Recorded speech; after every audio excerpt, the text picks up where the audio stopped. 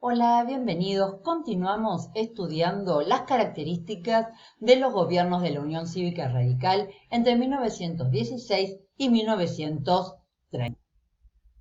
Ya describimos el contexto internacional y cómo eso va a afectar a la realidad de nuestro país. También vimos las características políticas y ahora vamos a ver las características económicas. Para entender las características económicas de los gobiernos de la Unión Cívica Radical, lo primero que tenemos que tener presente es que esta economía se va a ver afectada por la Primera Guerra Mundial. ¿De qué manera? Por un lado, la Primera Guerra Mundial demuestra la dependencia de la economía argentina, la vulnerabilidad de nuestra economía. ¿Por qué? Porque vamos a tener dificultad para exportar nuestras materias primas, nuestras carnes y nuestros cereales, la dificultad para obtener capitales, porque Inglaterra o Alemania o Francia ya no nos puede brindar capitales ni hacer inversiones en la Argentina, y dificultades para obtener transporte y nosotros poder vender nuestras materias primas. Por otro lado, vamos a tener la presencia de Estados Unidos en la economía. Como decíamos anteriormente, Estados Unidos no solamente va a afectar y va a empezar a intervenir en la economía de la Argentina, sino de todos aquellos espacios donde las potencias centrales se vieron debilitadas luego de la Primera Guerra Mundial. Por un lado, vamos a tener que Estados Unidos invierte en sus empresas acá en la Argentina, pero que no nos compran ni carnes y cereales. Esta es una variante importante, una diferencia con respecto a Inglaterra. Nosotros a Inglaterra sí le podíamos vender carnes y cereales. A Estados Unidos no, porque la produce. Entonces, esto va a provocar ciertos cambios en la realidad económica argentina. Para ello tenemos que ver tres cosas. Lo primero es lo que los economistas han denominado el triángulo económico argentino. Vamos a tener Argentina y el país que siempre ha tenido relación con la Argentina, que va a ser Inglaterra. Pero ahora se suma Estados Unidos. Argentina y Estados Unidos tienen una relación competitiva, porque como decíamos, Estados Unidos también produce carnes y cereales y no nos compra a nosotros. Pero sí nos va a vender, por eso es importante el sentido de la flecha. Estados Unidos vende a la Argentina capitales, hace sus inversiones y nos da préstamos, y manufacturas de bienes de consumo. Bienes de consumo, autos, electrodomésticos, radios. Por otro lado, Argentina sigue teniendo esta relación con Inglaterra, que va a ser complementaria, porque acá sí hay un ida y vuelta. Inglaterra nos da capitales y manufacturas sobre todo vinculadas a los ferrocarriles y a los frigoríficos, y Argentina puede venderle carnes y cereales. Pero aquí entra Estados Unidos, porque Estados Unidos también le vende a Inglaterra materias primas, lo que dificulta que la Argentina mantenga la regularidad del comercio con Inglaterra. Además, Estados Unidos le brinda a Inglaterra capitales, manufacturas de bienes de consumo, e Inglaterra comienza a pagarle la deuda externa a Estados Unidos. Además del triángulo económico argentino, el otro factor de cambio que se va a dar durante los gobiernos radicales es que comienza a darse el proceso de industrialización por sustitución de importaciones.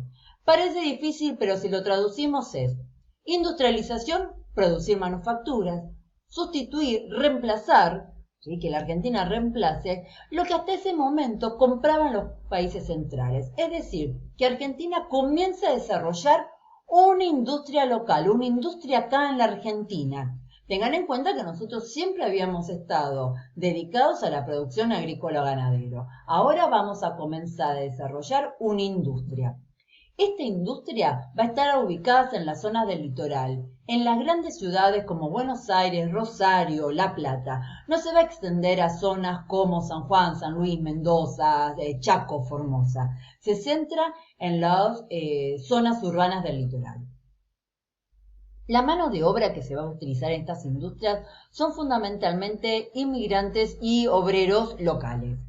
Las industrias son las industrias livianas. ¿Qué son las industrias livianas? Las que prácticamente no hay una transformación, o sea, tomamos el producto de la naturaleza y muy poco lo transformamos, como por ejemplo la alimenticia y la textil. Nosotros no vamos a desarrollar una industria química, una industria petroquímica, eléctrica, ¿sí? Metalúrgica importante. el mercado, ¿para qué se va a producir esta industria local? Es para el mercado interno. No vamos a vender ni a Inglaterra, ni a Estados Unidos, ni a Brasil. Es para el consumo interno. Y el origen del capital, o sea, de a dónde va a salir el dinero para invertir, son de dos lados. Por un lado, local, ¿sí? O sea, la oligarquía que invierte para producir elementos, manufacturas acá en la Argentina. Aparece la pinturería Alba, la textil Grafa, Ferrum, y además comienzan, como decíamos, esta presencia norteamericana, este pulpo o araña norteamericana. Llegan a la Argentina en la década del 20, General Motors, fundamentalmente lo que van a hacer son los ensambles de Chevrolet, General Electric, Westinghouse Electric, que son de electrodomésticos, Ford Motors llega a la Argentina, Firestone, Colgate, Palmolive. Pero esta industria va a ser una industria dependiente, porque vamos a seguir necesitando manufacturas, vamos a seguir necesitando maquinaria que venga de afuera. ¿De dónde? De Estados Unidos. Y la tercera pata del cambio económico va a ser la necesidad de la producción de energía a nivel nacional. Y nace, se crea Yacimientos Petrolíferos Fiscales, YPF. Nace en 1922 cuando todavía Irigoyen era presidente. Pone como director de YPF al general Mosconi y comienza la explotación del petróleo que se encontraba en el sur argentino. El epicentro va a ser Comodoro Rivadavia, que se va a ocupar de la exploración, refinamiento y venta de por mayor y por menor de nafta, queroseno y de otros derivados del petróleo. En 1923, esto es como dato, nacen los primeros surtidores de queroseno y nafta en ciudades como por ejemplo en Buenos Aires, y en 1926 se abre en La Plata la primera refinería de petróleo del país. Entonces, ya hemos visto las características o el contexto internacional y cómo afecta a la Argentina, las características políticas, la económica, y ahora vamos a las sociales. Para ver lo social también tenemos que tener en cuenta el contexto internacional. La Primera Guerra Mundial, que al exportar menos va a provocar menor producción, lo que genera desocupación, inflación, y la Revolución Rusa y los movimientos sociales en Europa. Vamos a analizar tres aspectos: la situación de la clase obrera, la situación de la clase media y la situación de los jóvenes universitarios. Empezamos por la situación de la clase obrera. La clase obrera se ve afectada por la inflación, desocupación, retraso del salario. Entonces comienza un ciclo de revoluciones y de reacciones y de huelgas violentas y de contrarrevoluciones. Los años más álgidos, los años más convulsionados van a ser entre 1917, cuando está terminando la Primera Guerra Mundial, hasta 1921. Se acusa a este movimiento obrero de intentar derribar el sistema capitalista al estilo de la Revolución Rusa.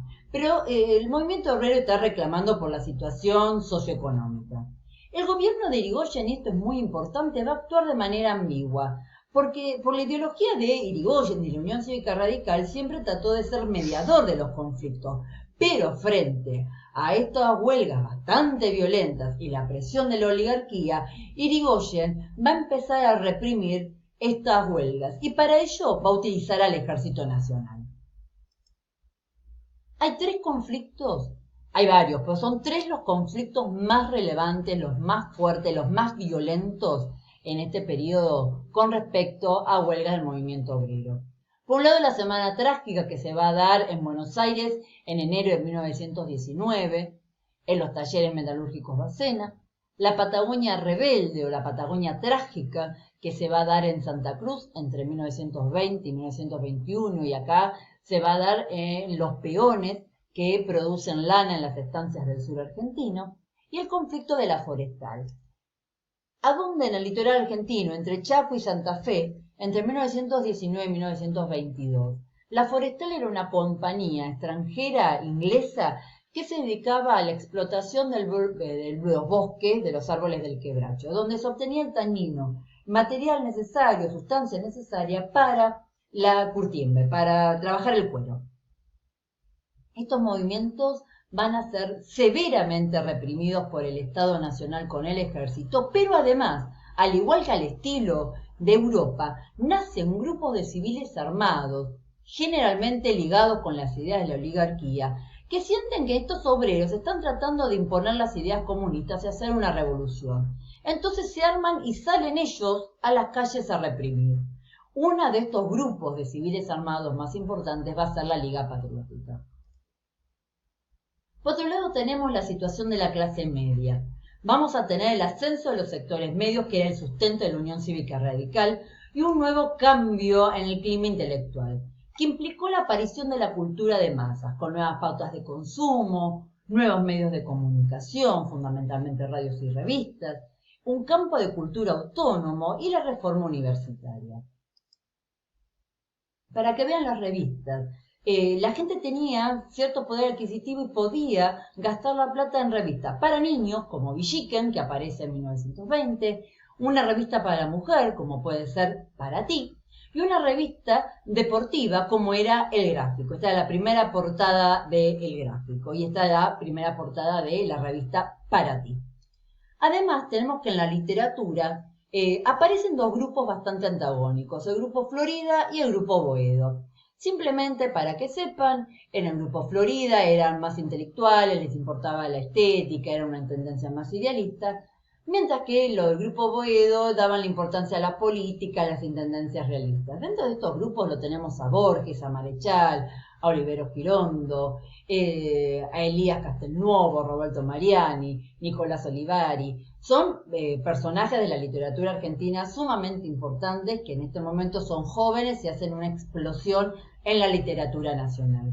Y a nivel del arte también vamos a tener que van a estar influenciados en forma directa de las vanguardias europeas, van a estar influenciados por Picasso, por Dalí, y acá en la Argentina lo tenemos a Emilio Pituruti, al estilo del cubismo de Picasso, Antonio Berni y su Solar, al estilo del surrealismo europeo. Por último, la situación de los jóvenes universitarios, que desde Córdoba comienzan a reclamar que los planes de estudio se modernicen, que se permita la investigación científica, participar en las decisiones del gobierno de la universidad, que la enseñanza no sea autoritaria y católica, y logran, ¿sí?, ciertos cambios que van a afectar a toda América, como concursos docentes para que la docencia fuera transparente, la libertad de cátedra, crear nuevas universidades, un movimiento que se considera parte de estas reformas que intentaba hacer la Unión Cívica Radical. Por último, nos queda ver las causas del golpe de 1930.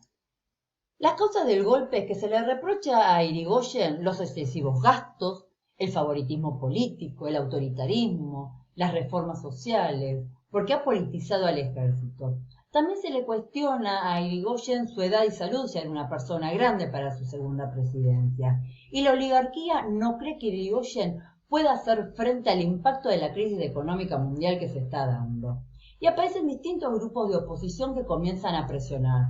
Por un lado, los conservadores, la oligarquía, que ve en jaque su economía por el avance de la crisis económica del 30, el Partido Socialista, los católicos, los grupos nacionalistas, influenciados por las ideas del nacionalismo italiano, del español, que quieren gobiernos autoritarios, fuertes, limpios, que eliminen la influencia de los inmigrantes. Y además el sector del ejército, que se ha sentido utilizado por reprimir al movimiento obrero.